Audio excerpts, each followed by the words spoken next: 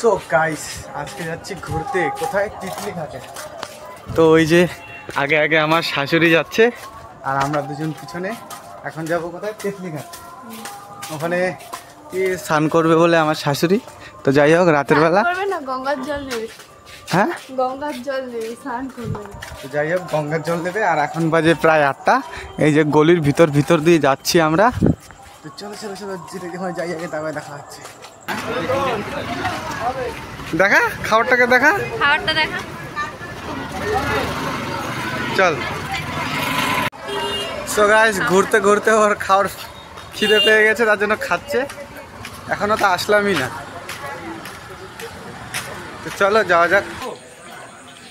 মানে গেটটা তো আসছে না। সো গাইস, আমরা চলে এসেছি তিতলি ঘাটে। এই যে গঙ্গা দেখো, আমরা চলে এসেছি। নিচে নামো, নিচে যাও যাও, নামো নামো। কত লোক স্নান করছে।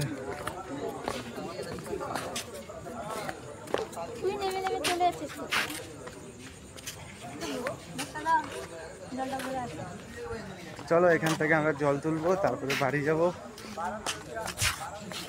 এই অন্ধকার, আর কিচ্ছু দেখা যাচ্ছে না। টর্চটা ধরাও না, তাহলে তো আর অন্ধকার দেখায় না। এই পিছলা খাবে, দেখো।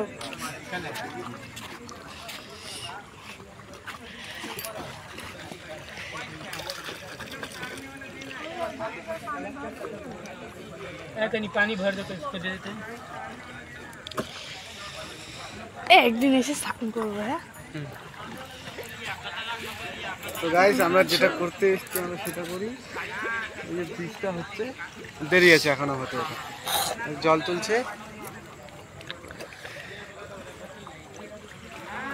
এখানে স্নান করতে আসলে ভালো হবে, স্নান করতে আসলে ভালো হবে। তাই? পুরো এপার থেকে ওপার যাওয়া যায়। হ্যাঁ হ্যাঁ, অত বড় ঘাটি না এটা, আর স্রোত নেই তো। এটা মনে হয় চালু হয়ে গেছে। স্রোত নেই তো। এটা চালু হয়ে গেছে মা। আরে এখান থেকে তো শান্তির জল, শান্তির জল।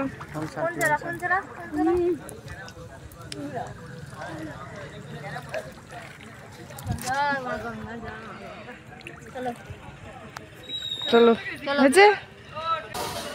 সো গাইস, এটা হচ্ছে তিতলি ঘাটের শ্মশান। ঠিক আছে, এখানেই পোড়ানো হয়। কেউ যদি মারা যায় এখানেই পোড়ানো হয়। তো চলো এবার আবার দেখাবো, অনেক কিছু ফিল্ড বানাবো এখন, তারপরে রিচ ফিল্ড বানিয়ে তারপরে বাড়ি যাবো। চলো দেখিয়ে দাও বাচ্চাটাকে।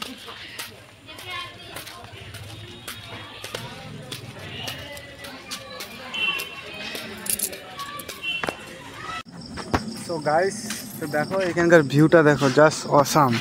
আর ওই যে পুরো গঙ্গাটা, এদিক দিয়ে পুরো গঙ্গাটা। আর আমরা এখানে বসে বসে রিলস বানাবো। আর ওইখানে ওরা মা বেটি বসে আছে। বাহ বাহ।